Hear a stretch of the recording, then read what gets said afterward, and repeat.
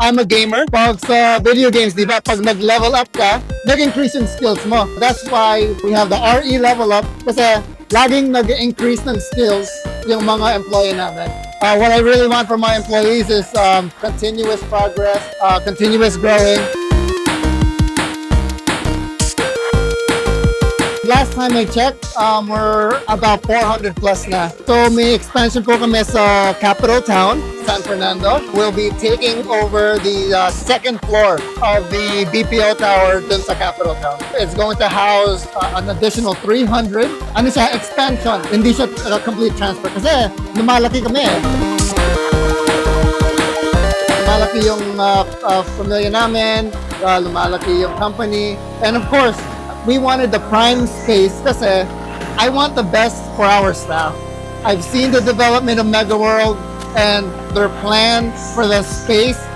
It coincides with what I believe kasi may mga amenities doon very family oriented, such as yung rainwater park, yung soccer field, yung trend, tsaka yung location.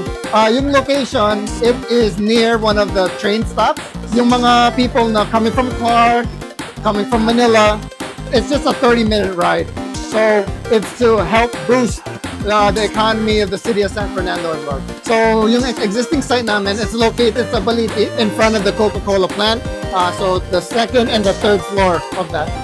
To everyone that's interested in joining Remote Employee, we are always hiring. We are always looking for great talent, and there's a lot of talented Filipinos, talented Cabalens. Visit our site, visit our Facebook, come join the team. And to my current remote employee staff, my current remote employee family, thank you from the bottom of my heart for the hard work that you've done for the first half of the year, and I look forward to more successful years with you guys.